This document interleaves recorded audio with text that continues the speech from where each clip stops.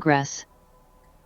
Selamat datang di Asumsi Bersuara. Kali ini kita akan bahas sebuah isu yang cukup penting untuk diperhatikan nih ya. Ini tentang opsi-opsi investasi yang belakangan ini makin marak di Indonesia. Banyak yang juga borderline perjudian gitu ya. Jadi mungkin ini penting banget buat dibahas gitu. Karena kita udah dengar banyak nih cerita-cerita korbannya. Ada yang katanya kehilangan ratusan juta, ada yang kehilangan miliaran gitu. Dan bergabung dengan skema-skema yang questionable ini, tapi iming-iming returnnya luar biasa gitu. Kita dengar beberapa hal tentang binary option, tentang robot trading. Nah, belakangan ini mulai mulai ramai dan mulai terkuak gitu ya.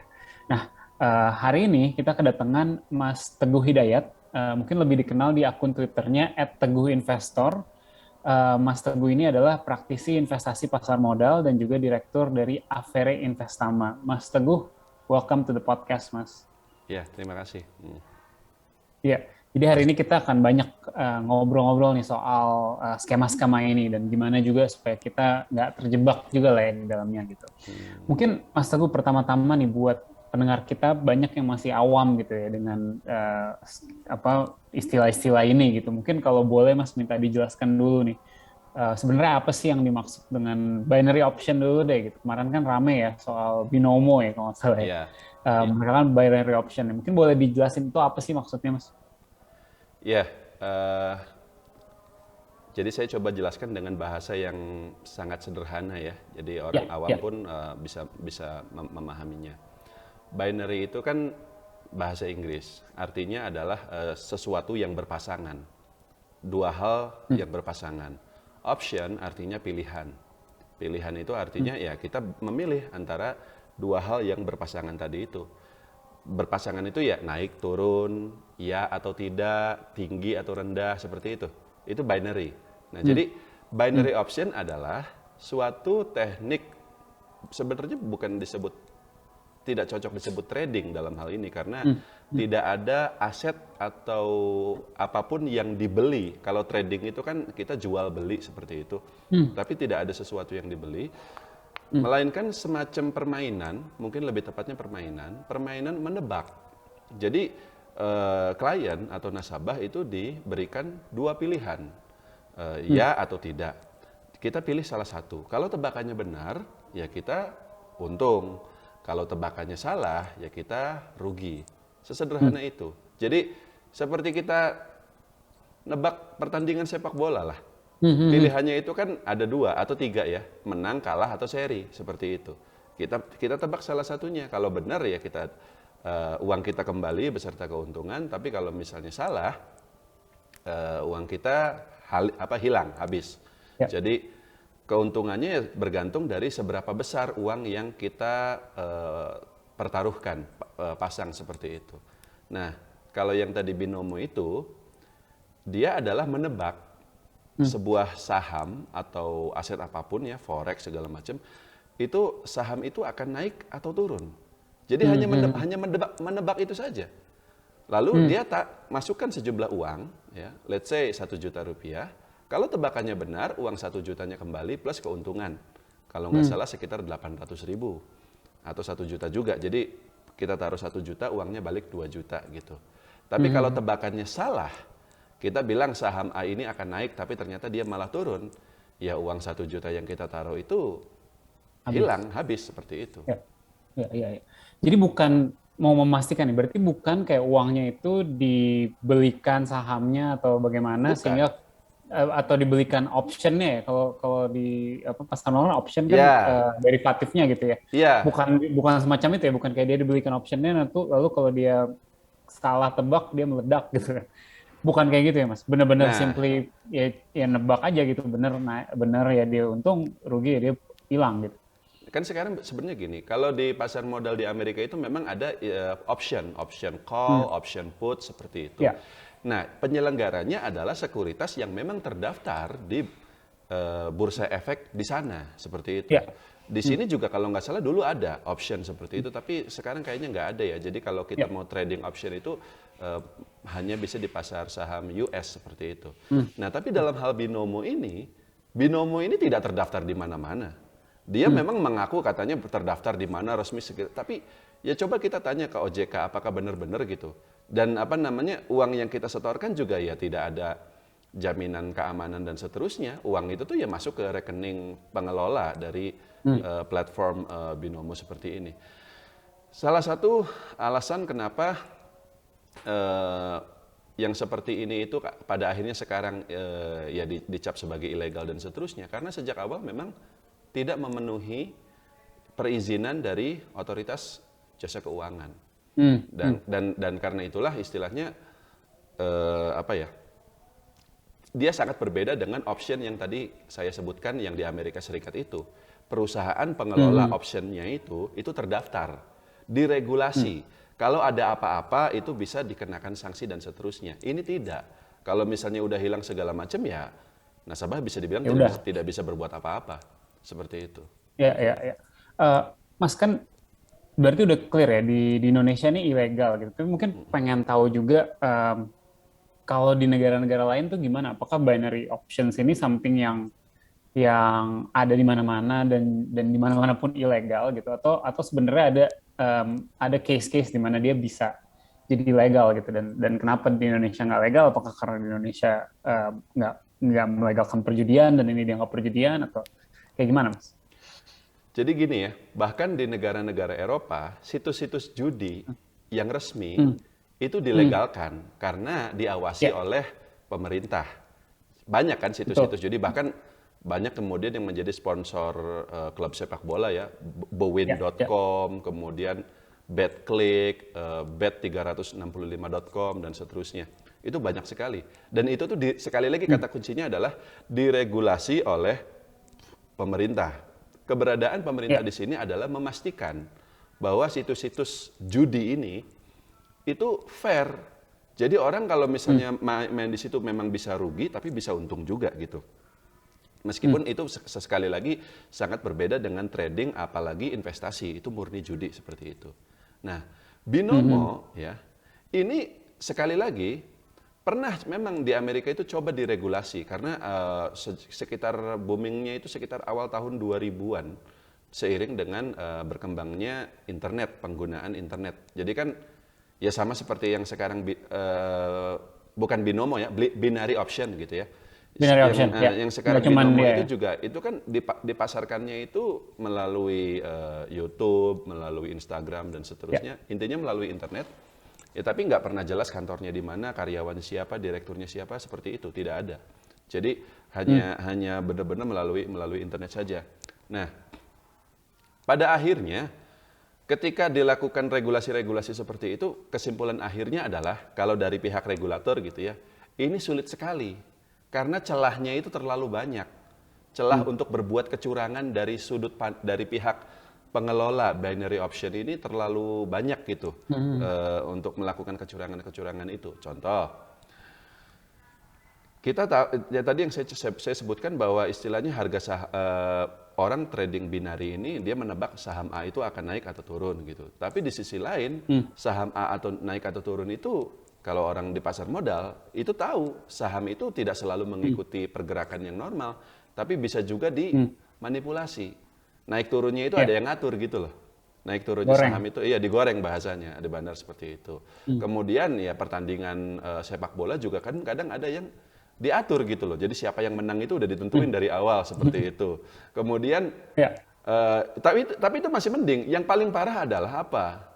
Naik atau turunnya itu tuh hanya data fiksi saja. Jadi gini, sebenarnya saham A misalnya kita bilang saham Telkom gitu ya. Mungkin bukan Telkom, kalau Telkom sih jelas kelihatan, semua orang bisa lihat kalau dia naik atau turun itu kelihatan gitu. Tapi misalnya ini menebaknya itu saham apa di negara apa yang nggak tahu gitu ya, nebaknya A atau B. Data yang ditampilkan itu fiksi, bukan data dari market yang sesungguhnya. Itu kan bisa jadi bisa beda gitu ya? Itu. Iya, bisa beda. Tapi kan bisa dicek, nggak bisa dicek. Ya ada cara-cara lah dari pengelola platform ini sehingga kita nggak bisa ngeceknya gitu loh. Kita nggak bisa ngeceknya gitu. Dan itu salah satu contohnya saja.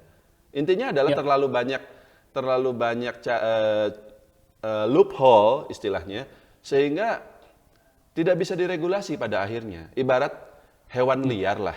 Kalau hewan itu kan ada yang bisa dijinakkan, tapi ada juga yang mau sampai kapanpun ya tetap hewan buas gitu, nggak bisa diapa-apain lagi. Logika Ya, ya, ya. sederhananya seperti itu. Alhasil di Amerika itu ya akhirnya ya, ini sekali lagi kita berbicara bukan yang option yang legal ya, yang memang Ya, oleh ya. perusahaan-perusahaan sekuritas. Ini yang benar-benar hanya binary option saja seperti itu. Itu akhirnya legal dan di Eropa juga di berbagai negara ya, Jerman, Perancis, Israel, Belanda dan seterusnya, mulai dari tahun 2016, 2018 tambah ke sini itu diilegalkan semua, dilarang semuanya, Dilegalkan.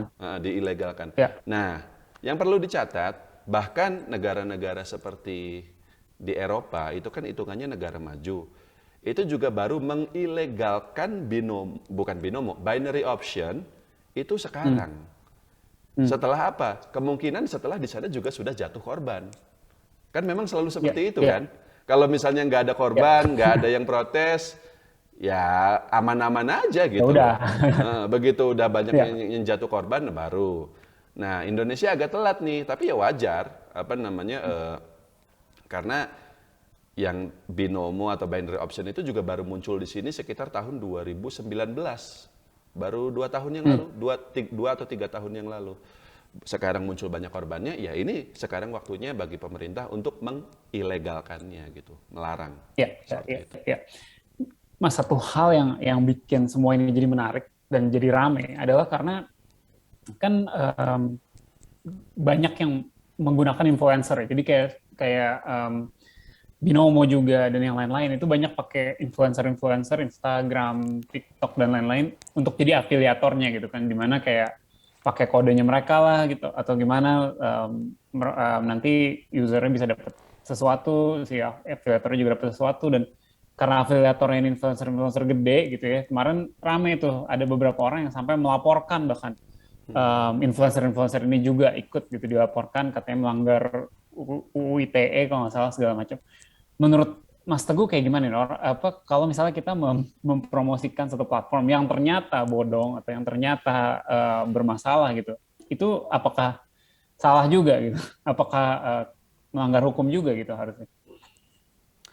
Ya saya sendiri pun ya bisa disebut sebagai influencer juga ya, meskipun Ya, follower saya di media sosial, follower kami di media sosial tidak hmm, sebanyak influencer-influencer yang booming itu.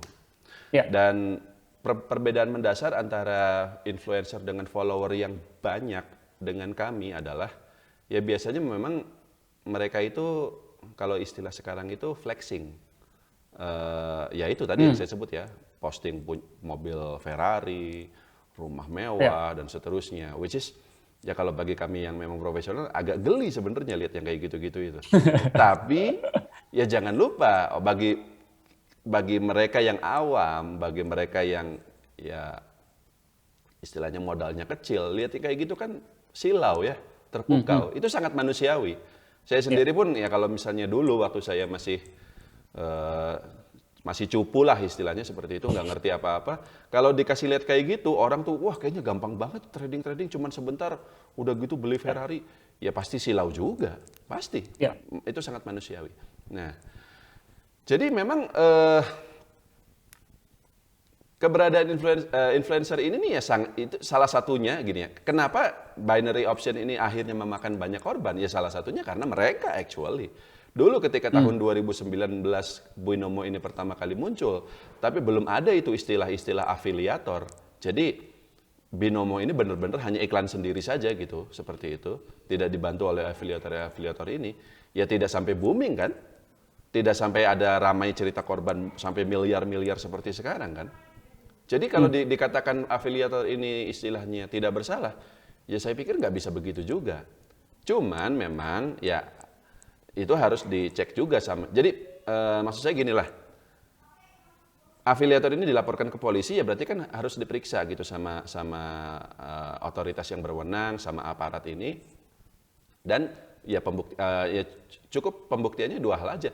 Apakah memang mereka mendapatkan keuntungan dari kerugian yang diderita hmm, oleh para orang-orang yang melaporkan ini, para korban ini gitu. Mereka dapat hmm, keuntungan hmm, enggak? Atau mereka sebatas dibayar saja oleh si platform Binomo dan kawan-kawan ini sebagai hmm, endorse, tapi dia tidak ya, memperoleh bagian keuntungan atau apapun itu istilahnya. Kan memang banyak yang mengatakan begini. Misalnya ada 10.000 orang, 10.000 follower dari satu influencer tertentu buka rekening di Binomo misalnya. Satu orangnya itu setor 1 juta rupiah. 1 juta rupiah dikali 10.000 itu kan udah 10 miliar. Nah, dan 10 miliar ini rugi semua. 1 juta itu habis semuanya. Dan kita dan si afiliator ini cuma bisa bilang, ya makanya saya kan udah bilang ini ada risikonya segala macam, harus pakai uang dingin segala macam. Tapi yang harus diteliti adalah uang 10 miliar itu apakah masuknya kemana gitu loh. Uang itu tuh hilangnya kemana. Kalau ada uang yang hilang, kalau ada uang yang keluar, berarti ada orang yang menerima uang tersebut kan. Nah, itu kan gampang diselidikinya. Dari Polri, dari mana-mana itu kan ada divisi cyber, ada PPATK segala macam. Gampang itu, sangat mudah untuk dicek. Kalau memang ada bukti bahwa aliran dana dari 10 miliar itu, entah seluruhnya atau sebagian, masuk ke afiliator itu, ya bisa dikenakan pasal-pasal tertentu.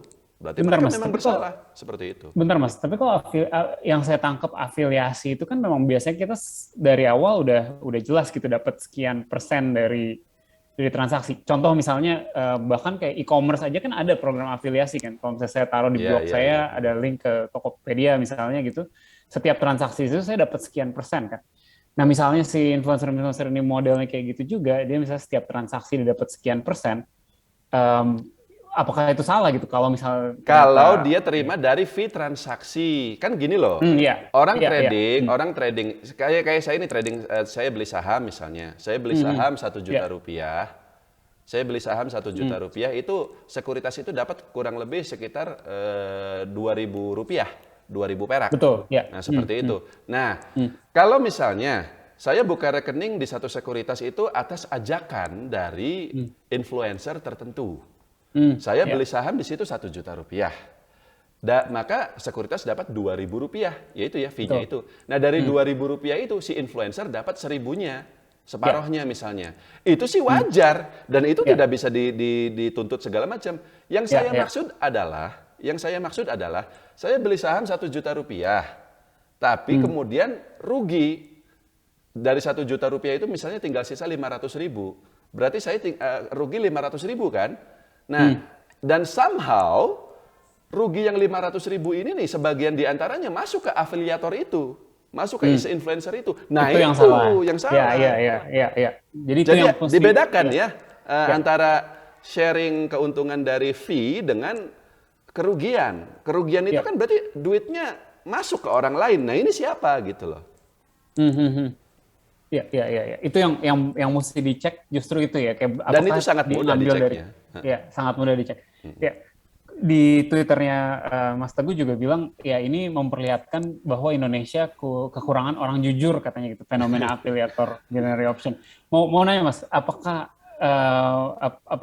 nggak mungkin kalau sebenarnya si influencer ini juga kemakan juga gitu? Ada kemungkinan tentu saja. Ya makanya yang tadi saya katakan itu kan bisa dicek.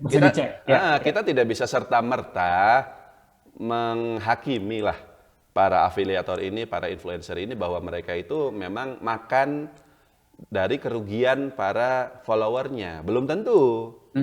Itu bisa dicek.